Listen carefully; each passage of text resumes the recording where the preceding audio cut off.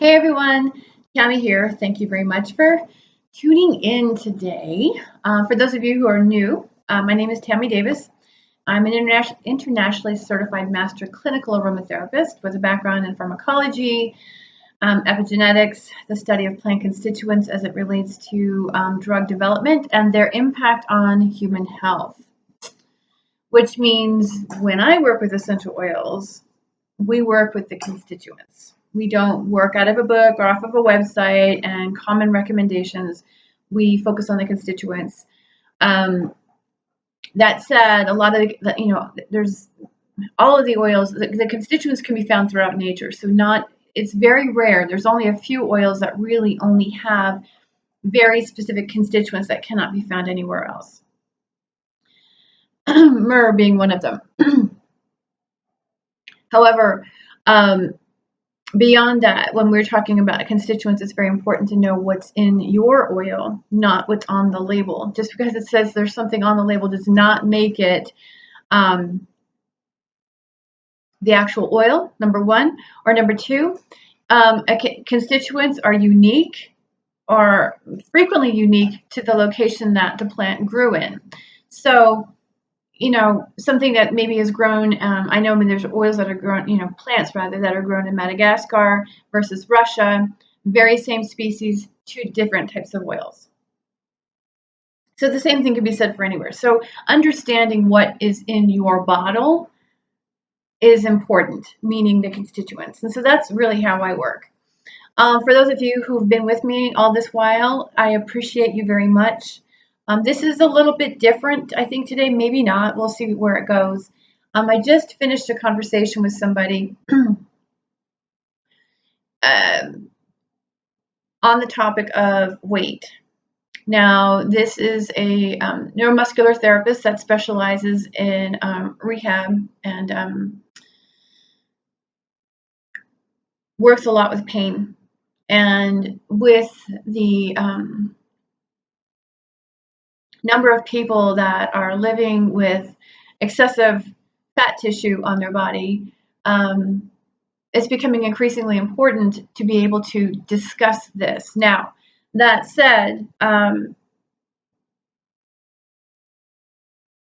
was coming at it from the perspective, and I think I even may have made a video along these same lines, but for some reason there just felt like a need that I wanted to do this again. More than likely, there'll be different things that I say here. Who knows? I just feel it's a very important issue, and I don't think I'm going to be as politically correct this time around as I have been in the past. So my explanation to this therapist, and I respect him very much as far as a practitioner, his perspective, his viewpoint in helping people with pain. However, a lot of the times, I just got a new client myself that is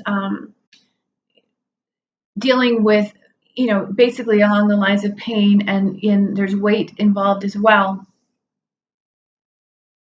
But as you can tell, even now, I am a little bit apprehensive. There's a sensitivity level that I feel like collectively, as a culture, we've created. We have generated this culture of sensitivity, hypersensitivity,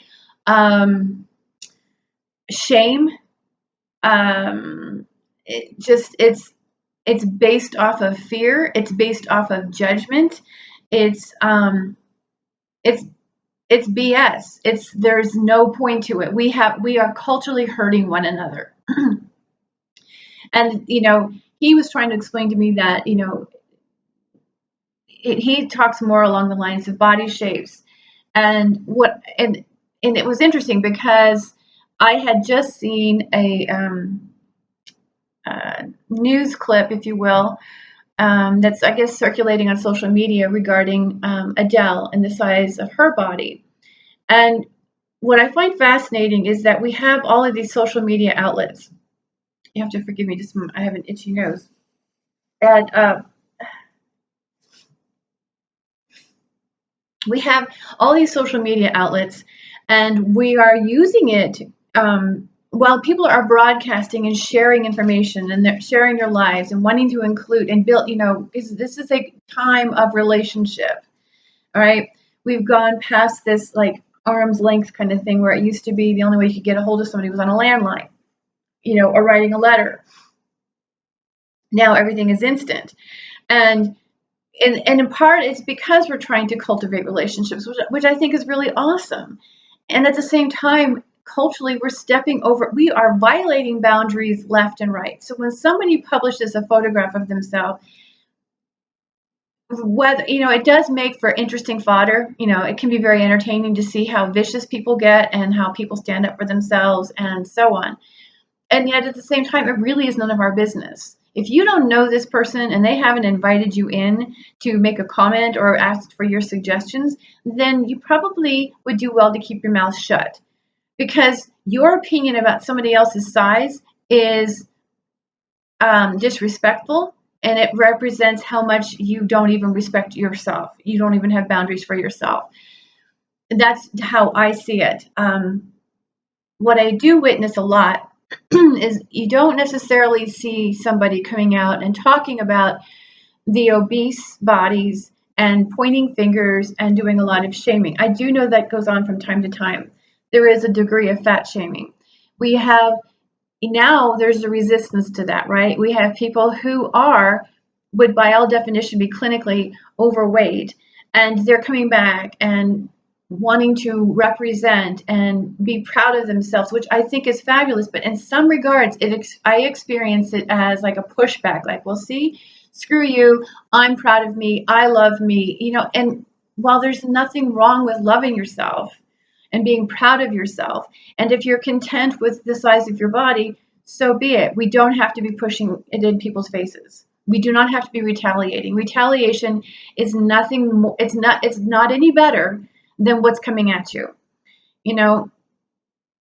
It's kind of like they say, fight fire with fire. I mean, I've witnessed this time and time again, where we get, there's such a thing as conscious activism, and you do it from a mindful, thoughtful, powerful state, as opposed to like, I'll get in your face and prove to you that I like who I am. In the meantime, privately, a lot of these people are suffering, because there's the world we live in is really confusing, and it's hurtful. The same thing can be said for those who have lost a lot of weight, like I was saying with regards to Adele. You got people, out there saying we need to get her checked. It doesn't even have to be body size. I just see this overstepping of boundaries all over the place. However, when it comes to this topic, I see it a lot, and I have actually been, if you will, the victim of something like that. I've had people shout at me from across the street that I need to go home and eat. I've had people see me on camera, on video, and comment to people that they know, that maybe to somebody else that knows me, that I look like I'm sick, that it looks like I'm dying. I mean, it could be the lighting. I do know that I have a tendency to be on the slight side. That doesn't necessarily mean that I'm hormonally balanced. And that's the whole point to all of this. And so I'm on a mission to reduce this cultural sensitivity, to reduce this cultural shaming. It's not about this. It's not about how big you are or how small you are. It's the cultural overall shaming and hurting one another. And the sensitivity to it all. And the point I'm getting at is, like, if somebody comes in for a treatment with a therapist, or with somebody comes to me and says, I have these issues, and yes, I am overweight. And I feel like as a clinician, it's required that I be able to be straight, forthright and non-judgmental, and just lay everything out on the table. I can do the same thing with somebody who is, even on the slim side, okay? Because the fact is that most of us are hormonally disrupted. The size of your body really isn't an indication as to whether you're healthy or not. Obese people are not necessarily any more unhealthier than somebody who's on the slight side. I have a tendency to carry a lot more. I do carry fat on me. Women have a tendency, obviously, to have more fat than men do, but you can see that I don't break down proteins very well. I don't have very good muscular definition, and you can definitely see the fat on my body. Now, here's the deal. Fat is not a bad word. Fat is simply a description of tissue. If you don't like the word fat, then use the word adipose. Adipose tissue. It's tissue, just like blood is a tissue. Okay? So first and foremost, we need to recognize fat for what it is. It's simply a tissue in the human body, and it has purposes. It's insulation. It's also for protection. It protects us from, insulation, meaning for, temperature regulation. Energy, provides energy, and it also stores toxins. At the same time, adipose tissue, aka fat, is the largest organ of the endocrine system. So if you are suffering with excess adipose tissue, or if I should say not suffering, but living with excess adipose tissue, it's a real clear indication that your body is hormonally challenged. It's hormonally disrupted. Because again, the fat tissue is the largest endocrine organ in the body. You can hear my dog, she's just saying hello to somebody across the way. So again, the size of the body being fat or skinny is not an indication of the health of the body. What's an indication of health of the body, and even then, you still have people who are doing a lot of heavy weightlifting, right? They don't do a lot of fat. And so they don't have a lot of fat on their body. They may have an increase in metabolism, and they may be able to burn some fat. And I'm not saying that we're all on this spectrum of health and hormonal imbalances. So I do know heavy weightlifters who end up with health issues, serious health issues. I know them with heart challenges. So even a heavy weightlifter, people who are defining their muscles, if you will, are not healthier than anybody else. It's just it's an appearance, okay? It's just simply an appearance, and an appearance is not an indicator of health. An indicator of health is how well your body is actually breaking down the fats, the proteins, and the carbohydrates. That's an indicator of health. And the way you can tell that is, if you were to truly eat fats, carbs, and proteins, and not be trying to control your intake of food, meaning trying to minimize the amount of carbohydrates, trying to minimize the amount of fat. And, I do know that a lot of heavy weightlifters don't do a lot of carbohydrates, which is going to diminish the amount of fluid being retained in the body. So what I'm saying is, an accurate test would be for somebody to actually, eat the organic grains, actually include carbohydrates in their diet, include fat in their diet, eat the proteins, don't go on, eat proper portions of this.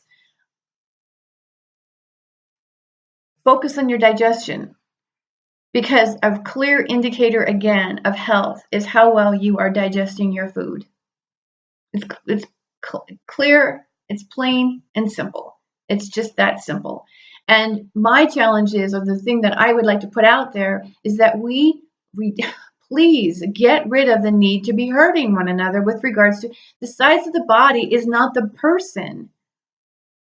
And if you don't know the individual, then please refrain from making statements to them, because it's none of your business at the size of the body. You have to know that they've got people that they're close to, that they're probably talking with, if they are in fact even concerned. But if they're not concerned about the size of their body, then it's nobody else's business. The only time it's anybody's business is when that particular individual comes forward and says, hey, look, I could really stand to lose some weight.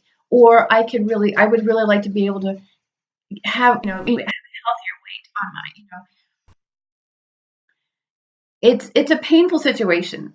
And like I said, the truth, I look at my youngest son. He is as skinny as could all be, and he's going to be 26 this year. He should have more muscle tissue. He is, in my opinion, he is really low on testosterone. Although he came through me, it is not my job to go to him and go, you know what, I think you should probably put on some weight, or we need to take a look at what's going on with you. It's not my job to do that. Only if he comes to me and says, hey, Mom, What can I do about this? Then that's an invitation for me to assist them. But the thing is like I said, if somebody comes in, I would really like to be able to have a conversation with people and recognize that excess adipose tissue is not about laziness. It is not about, I get don't go into the food choices with me, okay? Don't go into the food choices with me. There is a great deal to be said for mindset. There's a great deal to be said for psychological distress. I have been able to, through my own recent diagnosis, determine that DNA damage is occurring through psychological distress. And the more psychological distress that we are experiencing, the more oxidative stress, the more inflammation is being produced by the body, which is going to continually disrupt your endocrine system. So to be stressing about foods and thinking you should be eating this and should be eating that, or you shouldn't have this, is not doing you any good. I say eat what you want, eat when you're hungry. And when you feel satisfied, you stop. And how do you get from I'm hungry, I need to eat to feeling satisfied? Slowly. Slowly. That means you actually take a bite of food, you enjoy that bite of food. Maybe take another bite of food, but you do it slowly. Okay, meals are not meant to be eaten in 5 minutes. They're not meant to be scarfed. We have a culture, again, that really pushes that one. Everybody, people eating behind the wheel, people eating, running around the house and stuffing food in their face. I have to tell you, there are numbers of people that I have actually witnessed eating, okay, eating while driving, doing whatever, and then I've been with them, and by the time the end of the day gets around, they're like, "Damn, I'm hungry. I haven't eaten all day." I'm like, "Are you kidding me? You've been snacking all day." They don't even know they're eating. This is not a laziness. This is my mind isn't even present right now. And so that level of psychological distress is in fact compounding the weight issues. Now, it's not the miracle cure, but it is one that will consistently help your body begin to reduce the excess tissue. In the meantime, you want to focus on digestion, because the better equipped you are at breaking down macronutrients, and let me tell you, psychological distress, like I said, produces oxidative stress. It produces inflammation because, if you haven't seen any of my other videos, it also activates the autonomic nervous system, which then diminishes the production of hydrochloric acid, which then slows down the digestion of proteins, fats, and carbohydrates. Now you have larger particles floating around the blood, ongoing sugars and proteins floating around the body. Guess what it does? It stimulates an immune reaction. Now we have high histamine. It becomes crazy. So although we are exposed, if you will, to a toxic environment, both mentally, emotionally, and environmentally, we have some degree of control over this by slowing our thoughts down, by slowing down the way we eat, and beginning to help our body actually shed some of this. In the meantime, you want to be working on your digestion. Yes, you could use oils that would support, your hormonal system. Absolutely. I know that there's plenty of them out there in books and whatnot that'll tell you, well, if you use this oil, it'll speed up your metabolism. If you use this oil, it'll actually help, reduce cellulite. Don't go there. I know. I get it. My thing is like the body works, so we don't need. I'm telling you, if you've lived for a while with excess fat tissue, even if you're on the skinny side and you still have a lot of fat tissue, if you've lived like that for a while, give your body a chance. It's not about losing. It's not this instant thing, okay? And I don't know how to spread the word to basically say that we're all hurting one another, and in some ways we're all contributing to each other's stress. The vanity thing, again, when I was talking to the therapist and he was saying something about the shapes of bodies, what I can tell you historically is, although, for most of our existence, people didn't focus on yes, we had women who would cinch their waists, there was a vanity thing to that. okay? But it never affected them to the degree that it's affecting them today. Yes, they wore makeup. Yes, they wore clothing to accentuate their asses. They wanted big butts. And they also would cinch their waists because that hourglass shape is what was desirable. It wasn't until the early 20th century with Jack LaLanne and other people who got very interested in bodybuilding and exercise. Well, I could understand kind of how that was going to a degree because man was becoming increasingly sedentary. We weren't as physically active. We weren't working out in the farms as much. We had more indoor jobs. So it made sense to try to introduce this. But when we start comparing ourselves to other people and thinking we should look this way, and then with the increase of emotional distress and just the way society has evolved, if you want to call it evolution, there's a lot. I have a lot of other theories, truthfully. Maybe I'll just say it here right now. The fact is that I have a dog. She terrorized. With all the medical treatments that I've been going through and visiting new and meeting new doctors and so forth. The one that was just barking, she shredded a feather pillow, my only feather pillow, the one I had left from my sister after she passed away. And my bedroom literally was covered in feathers from the point that it was all over my bed, all over the floor, on the windowsills, all over my books. It was every corner of my room was covered in feathers. So I put out a cry for help. I need, in order to be able to make these trips. I mean, she panics when I'm not here because we're generally by one another. So I got a crate. And in this dialogue of getting a crate, the number of people that actually showed up, because I posted it, I think, on Facebook and on Instagram, the number of people that actually showed up to not only offer support, but extend a hand of understanding because they've been in the same boat. Many people actually keep crates in their house and, for their dogs to remain comfortable during storms. But what I'm hearing is because 20 years ago when my kids were growing up, I had dogs. I didn't have this kind of experience with dogs before. Never of them were this neurotic. I could leave and my house would be fine. My yard would be fine. They'd stay next to the house. This one is off her rocker. She's a sweet animal, absolutely sweet and no, beyond loving. She is just an incredible animal, incredible. At the same time, she is absolutely off her nut when it comes to anxiety. And when I hear other people talking about their animals in the same way, it makes me wonder.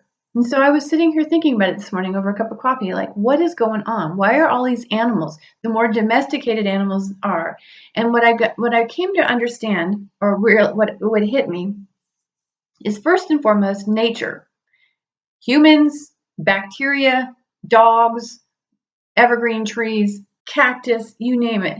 Everything that is an organic species has 4 chemicals that make up the DNA. The DNA structure changes depending on the organism, okay, but it's still the 4 same chemicals. And their epigenetic processes are very similar to that which can be found in a man. In man, this is the reason why they test these. They do a lot of epigenetic tests on animals and even in plants. This is even how GMOs came into existence, because there is something called a transponal element along the DNA strand that has the ability to relocate during times of stress. That said, when there is a threat coming into the area, this is actually what salicylic acid is. So we have chamisa here in New Mexico, which is a very high salicylic acid content. When there is a threat coming into the area, salicylic acid is a signaling molecule that is released by the plants, let's say in this case chamisa, to notify surrounding plants. It's basically the warning, warning Will Robinson kind of thing, where they notify the other plants that this insect, something's coming into the area and we need to be prepared. So therefore, now that signaling molecule affects the DNA of these other plants, and so now the distress signals are activated. Inflammation, oxidative stress is produced as a means of protecting the plant. This is exactly what happens in human beings. Now, that said, with the high population or of chemicals being used in our environment, what we now have is plants that are on high alert all the time. Okay, so they're on high alert. They're adapting according to what's being, circulating in our air, what's airborne. These chemicals are signaling molecules. That's the key phrase right there, signaling molecules, which means we are receptive to them as well. This is the reason why we can eat a plant or why we can use essential oils. We are receptive to these chemicals because our receptors match the shape of the molecule. The molecule plugs in and it activates processes in our system. And it's doing the same thing. So the more heavily populated an area, we're seeing an amplification of distress in both the animals and the humans, not to mention the fact when you've got humans fighting amongst themselves and in their own level of psychological distress, that is going to put off molecules, signaling molecules that there's potential danger because the body cannot distinguish the difference between a thought and a dog attacking you. It just knows that something is distressing the system, so it begins to release chemicals of protection. You are a plant with complex emotions. You're emitting these signals, and these dogs or other animals are picking up on it. So now we have a collective. I mean, the animals out in the wild are beginning to show signs of degeneration in their health because they're exposed to the chemicals, and the plants around them are being exposed, but the plants are adapting. This is the fabulous aspect of plants. If we learn how to incorporate them into our lives, we stand to benefit from their activation processes and their modulating effects that they have on our epigenome. So when it comes to weight, yes, we have that ability. It's not a fast process, but it is one that if you work with it, if you begin to change the way you think and begin to allow yourself to slow down and do all of these, I actually had a program I called Digest Zen.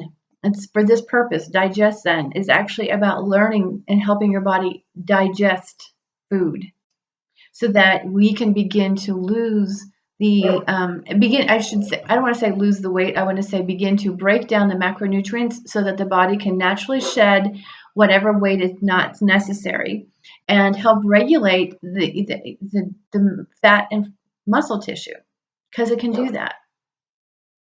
But that's how I see what's going on around us. And so and in my case with my dog, I mean, clearly I'm going in and I'm talking to oncologists, I'm trying to determine what route I want to go here. What is, and I don't know if I mentioned this, they actually, there's cancer that was left. They didn't get the whole thing out. So I'm facing that right now. So so obviously, getting ready in the morning, I got to go to that. I don't know that I'm as stressed about that as I am about leaving her.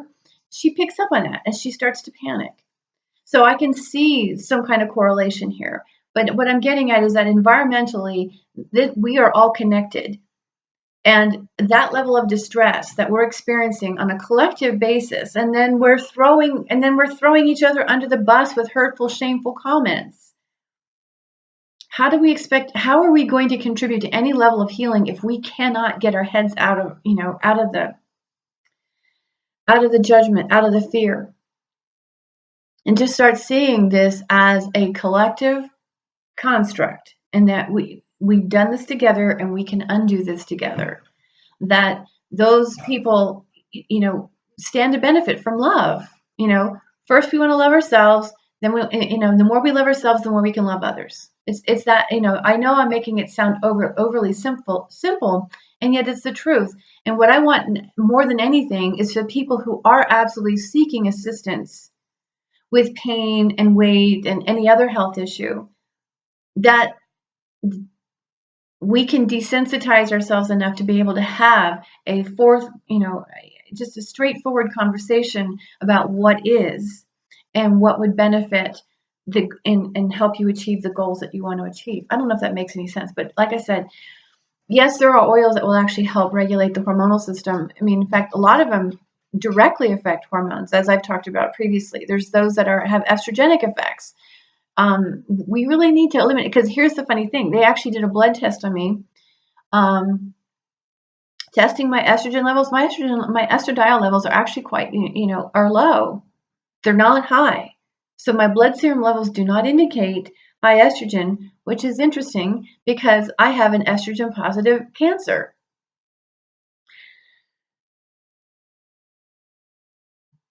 You know what that means, right? That means exposure to xenoestrogens, because xenoestrogens don't register in the blood. They are chemicals that act like estrogen in the body, which means they are signaling activities. And estrogen, although it is a reproductive hormone, is also one of the primary stress hormones.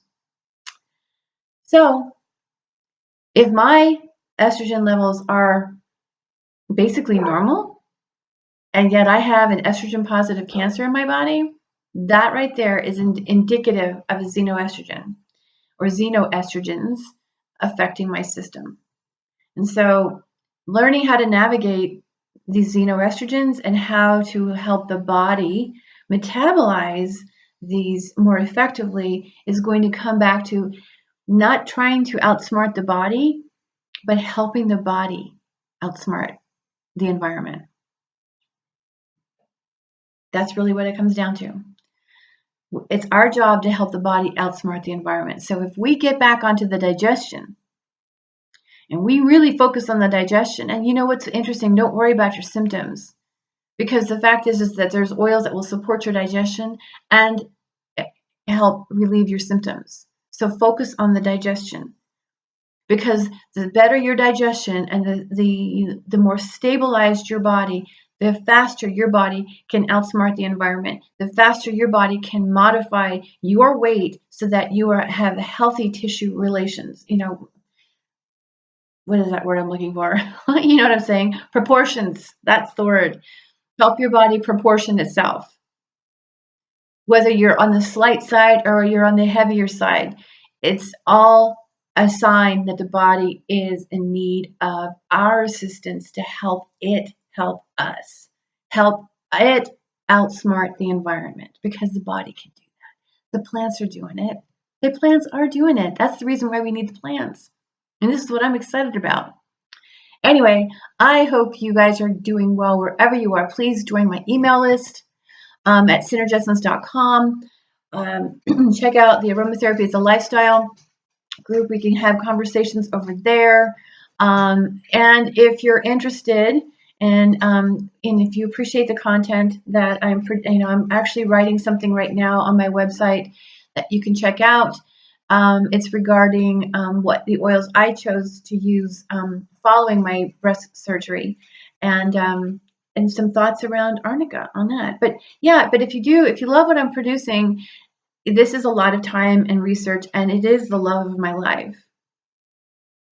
I appreciate your donations because they help keep me focused and providing you with as much information and insight and usable information, I hope. And if it's not usable, please ask me for what it is you're seeking. And like I said, but your donations are also appreciated. And if you would like a private consult, that's available on my website too. Anyway, thanks you guys. I will be back soon with who knows what. All right, see ya.